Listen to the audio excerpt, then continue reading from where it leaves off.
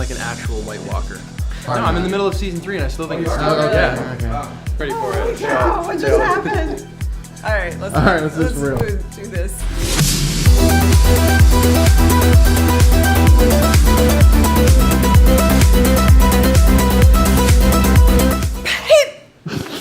That was backwards. Hi. Peter Mckinnon. How'd I do? You did pretty good. Yeah, it's like a PFFW, like a Peter Mckinnon. No, more. You gotta more from like the pit, like. Peter Mckinnon. No, that now I just sound like that's a little high on the bottom end of that, but like just like the exhale. You really want it to resonate. Anyway, I'm getting a lesson in being Peter McKinnon. Yeah. But you did a fantastic Thank job. you. Completely rocked it up on stage. Thank you. And you got a special treat. I got a whole bag of Sour Patch What'd you Kids. get? Yeah, this diabetic-friendly bag of And you've already sugar. eaten half a bag. Yeah, we work fast. Yeah, don't waste time. Yeah, that was not sponsored. Hey, Peter. You left your candy behind, bro. Don't worry, I got your back. Next time I see you, I'll return to you.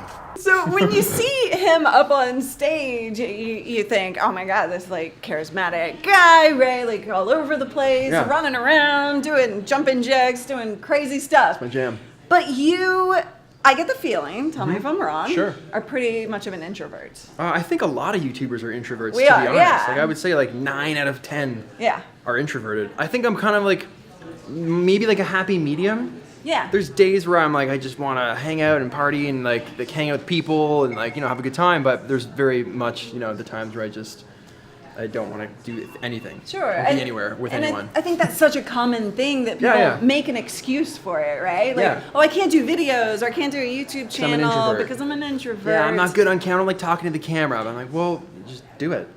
So that's your answer. Just one do it. One of my best friends that also runs a channel, his name's Matty, and he hates talking to the camera. And he was not good at it when he started. Now he's amazing at it. Yeah. And he's just like come out of that comfort zone. He's like, it no longer bothers me at all. Like I can just do it.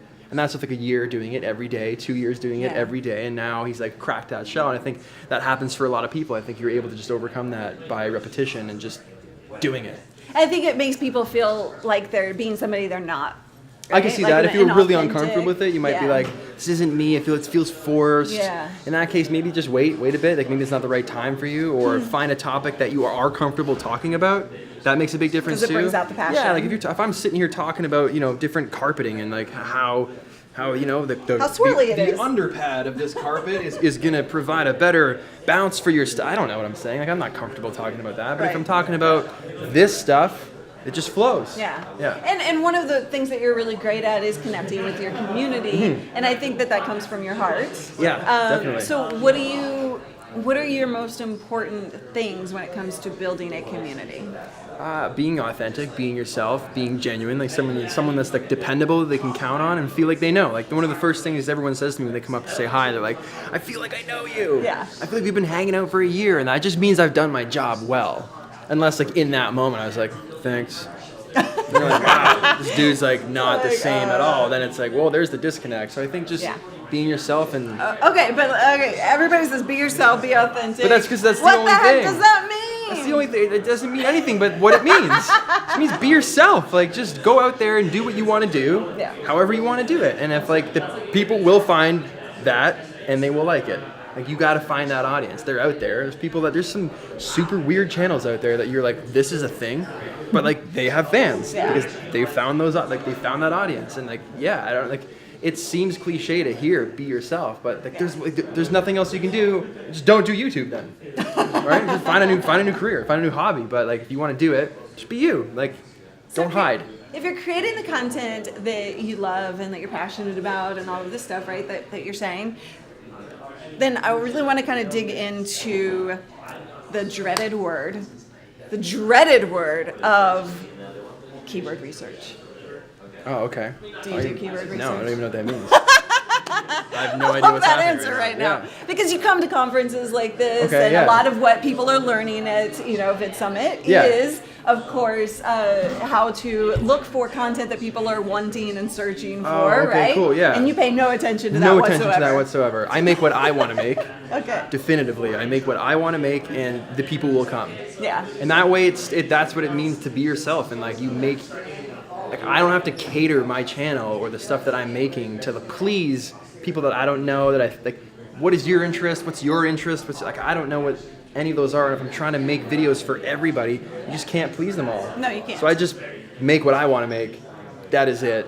And if you don't like it, you don't have to watch it. But the people that do, it works and they love it. Yeah. So yeah, that was what was that word? What? Keyword research? Yeah, it's very good. It just sounds like school. It just doesn't sound fun. Yeah. So you do no tagging, like do you all the I use tags and stuff like that, but it's like the last minute. Like I'm like, photography, camera, lens, sealer. Yeah. Yeah.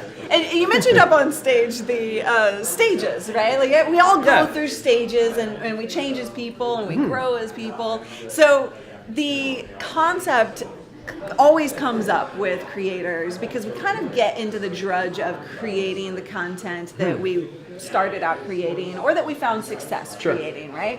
I've gone through this, you've gone through it, I'm sure everybody's gone through it, right? How do you, or what is the one thing that goes through your brain where you're like, wait a second, it's time to make a change, or it's time to shift, or this isn't working for me, this isn't really who I am anymore? Yeah, I think it's when I read comments that I agree with.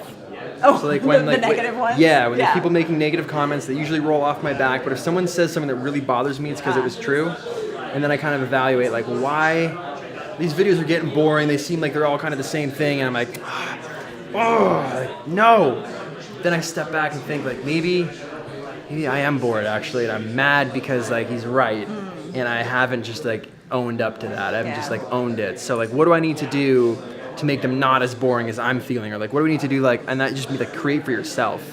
Like just go do something that's a passion project, or step away for a few days. So I think like those comments are the ones that really drive me to understand that fact, that topic. Yeah. Outside of the things that people know about you, you know, the one wheel and the fun stuff, but the you fun stuff, what's something people don't know? Or are you letting it all out? I've been a drummer my entire life. Really? And I have a very rich musical background.